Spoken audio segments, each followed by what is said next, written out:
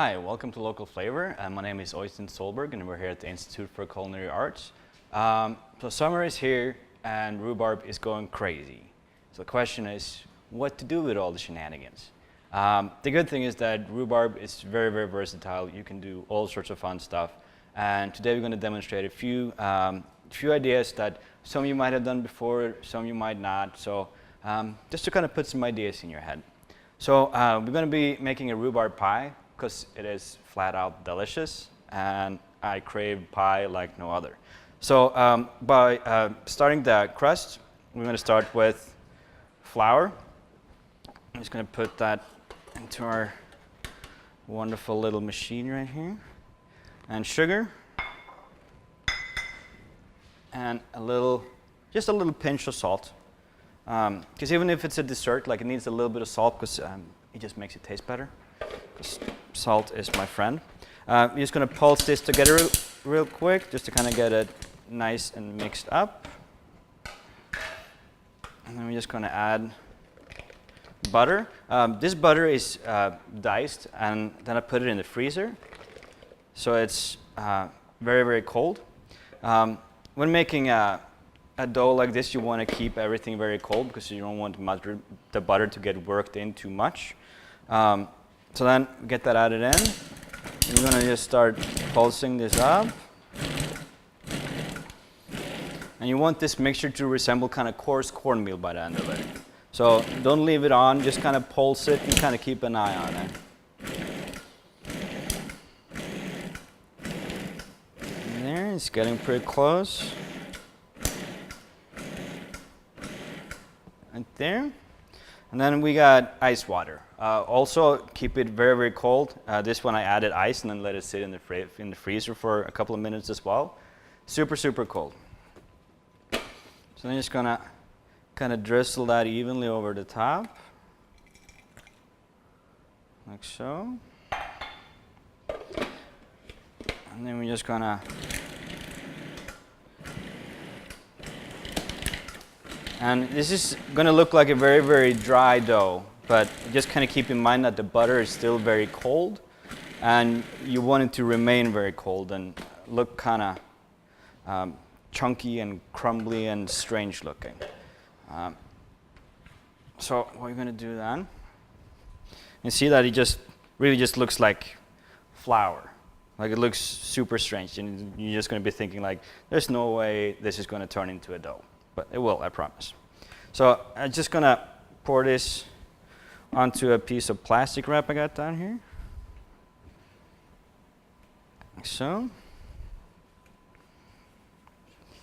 And the amount of water will vary a little bit on your flour.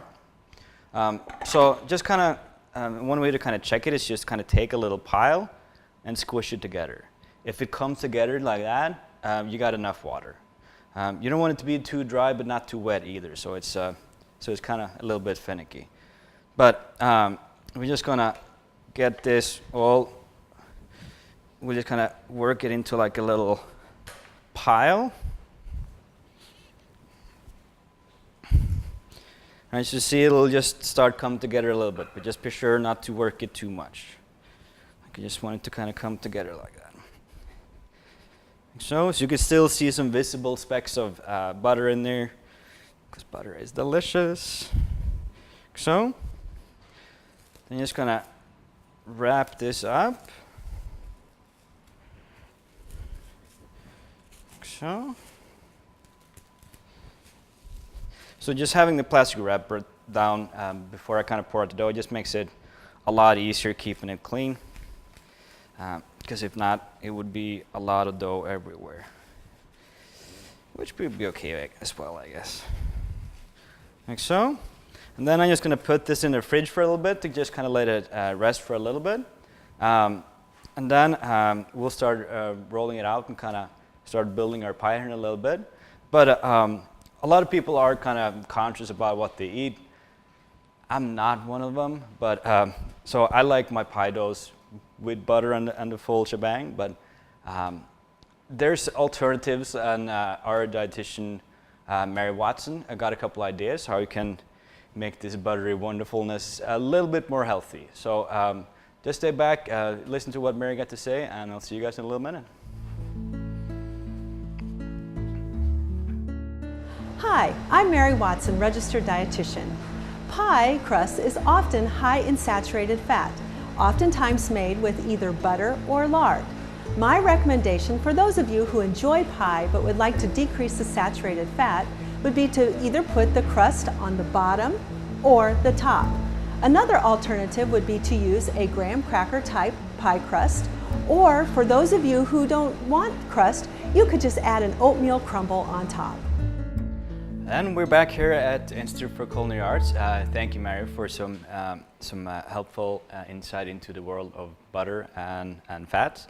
It is delicious, and it is important to eat healthy, so please listen to Mary as well, because I do a terrible job at adjusting. Okay, so I cheated a little bit, so I rolled out the crust ahead of time, because you guys probably don't want to see me work up a sweat over a piece of dough. But you want to roll it fairly thin, but still leave a pretty decent thickness on it. Like, my favorite part is kind of that thick, flaky, buttery crust, and kind of the fruit, like the rhubarb juice that just creates this wonderful deliciousness. So I got that rolled out. I cut it to a little bit wider than the size of the bowl. Like, if you just take the bowl and just lay it over, you want to have about an inch and a half to 2 inches kind of on each side of the bowl. I rub down the pie tin with a good chunk of butter. It makes it a lot easier getting the dough out of there. So I'm just going to try and transfer this dough in here. And if it starts cracking a little bit, that's fine, because once you start kind of packing the dough in there, you can correct a lot of those. So you can start kind of tapping the dough into the corners. Make sure it gets all the way into the pan, because you want to get it all the way in, all the way down. So, and just kind of keep going around and just tapping it in like that. Right there. And then I'm just going to leave the overhang for now, because I'm going to use that to attach kind of the lattice on top afterwards. So just leave that like that. If there's any kind of cracks and gaps in dough, just kind of go over and kind of, you'll pat it and it'll kind of stick back together again. So it's quite wonderful. So right here I got the rhubarb filling. I used quite young rhubarb, so very small ones. That way you don't have to peel them. They'll be a lot more tender, they'll have more acidity, and they'll be marvelous. Like, if they, as they get older, they start getting a little bit of woodier, and they'll start turning a little bit bitter instead of kind of fresh acidity that everybody loves. So I just diced these up.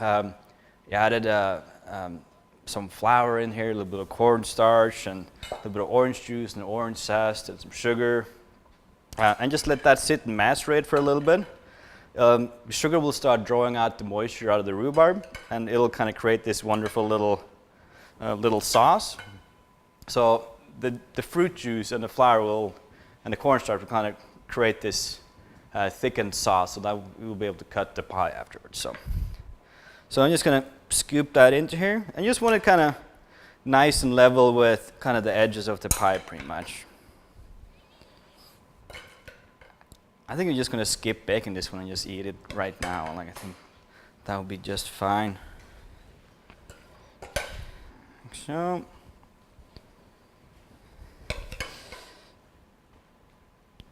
There. So you don't want it to be too much in there, but just kind of nice and level. Flatten it out just a little smidge, like so. And then I purposely got a little bit extra rhubarb. Just by accident.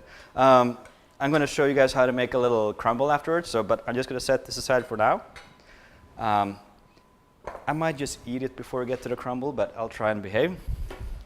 Okay, so over here, I got some strips of the same dough. I just rolled out a sheet and just squared it off and just kind of cut kind of even strips like this.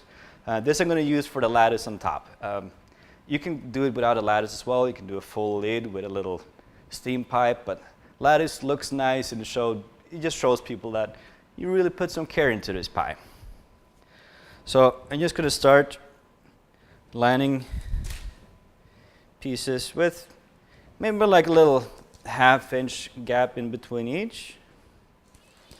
And just lay them all in the same direction for now. Right there. And then every other strip.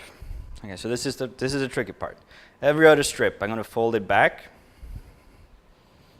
Like so. Then I'm going to lay one the opposite direction. And then I can fold it back over. And then the other way, I take the two I did not fold the last time, fold them like so. And I can lay a piece of strip on there. All right, so then you can just kind of keep going back and forth like this.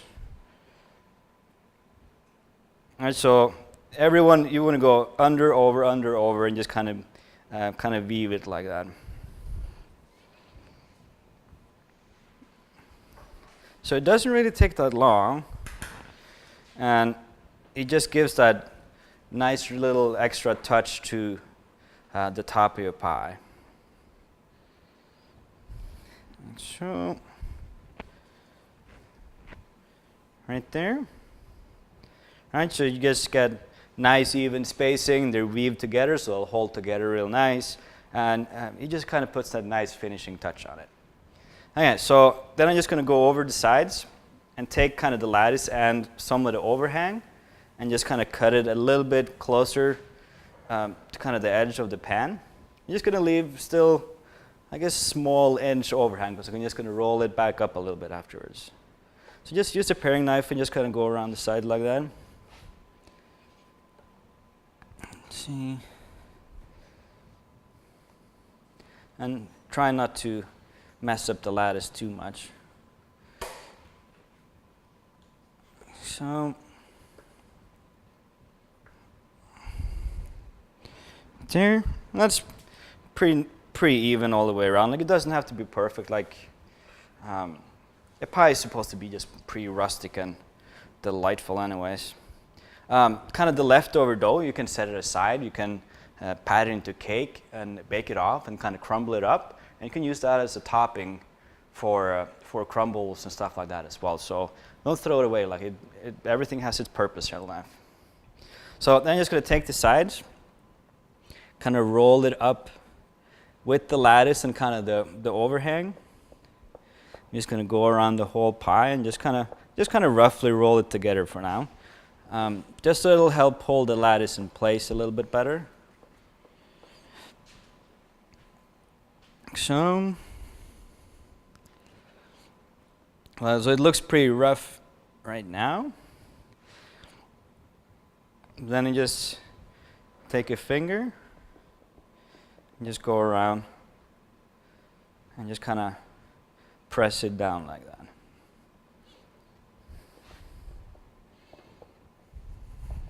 Like so. And just try and keep kind of the rolled up edges somewhat even all the way around, just so it'll cook evenly. Like so. So when buttering down your pie tin, just make sure to butter the top of the rim as well. It'll make it just easier getting it out of there afterwards. Like so. So right now I'm just going to put this in the fridge and let it sit and cool down for a little bit. So I'm just going to set that one aside for now. Then with the rest of our rhubarb, I got another little magic bowl right here. Just take a good scoop of rhubarb in there. Like so. I got some blackberries. You can use any type of berries. You can really use any type of fruit. You can leave it just rhubarb. Like, you can really mix this one up. Like, it's totally up to individual. I got some plums that I just kind of cut them to little pieces. Just gonna jam those in there. So, and got a little bit of apple juice just to kind of thin it down just a little smidge. It's kind of handy adding a little bit extra juice. Like, this isn't going to cook quite a bit less than the pie itself. So you just want to kind of juice it up a little bit extra. There, I'm just going to mix this very lightly. So, I'm just going to pour this into a buttered pan. And it's kind of saucy right now, but like once this starts heating up, because still got the flour and the cornstarch in there, so that'll thicken up this sauce very, very nice. Like so. And then I got a little bit of butter, and I got some granola. I just use a plain granola, but like you can use the ones with dried fruits in there. You can use it with raisins in there. Like you can mix it completely up. Like you can go kind of crazy on it. So I'm just going to sprinkle this over the whole shebang. You can use different crust too. Like you can use kind of leftover dough. You can use oatmeal. Like you can use just kind of sweetened breadcrumbs. Like you can make it your own dish. Just kind of go to town with it. And I really like granola, so I'm just going to add a good chunk on there. Nice thick even layer. Then I got some little lumps of butter.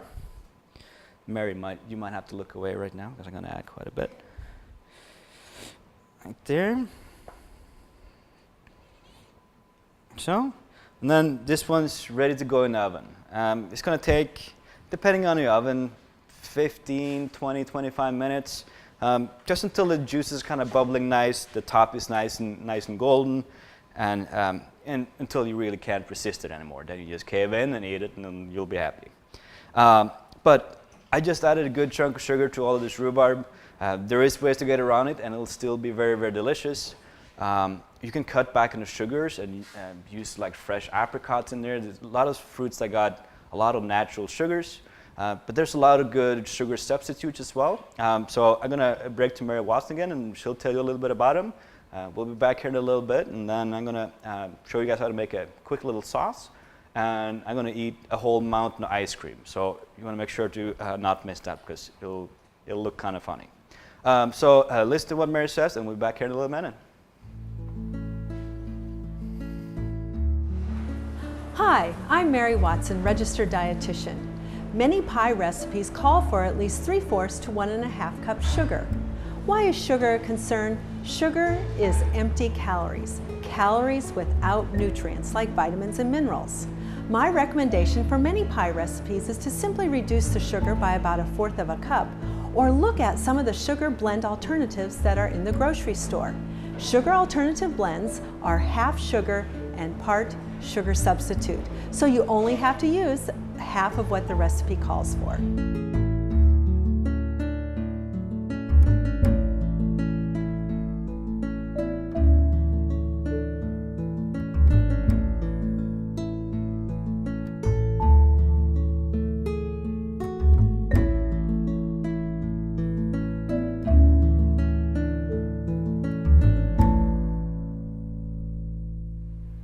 Hi, then we're back here again at the Institute for Culinary Arts. We're going to start wrapping up our rhubarb fantastic filled day.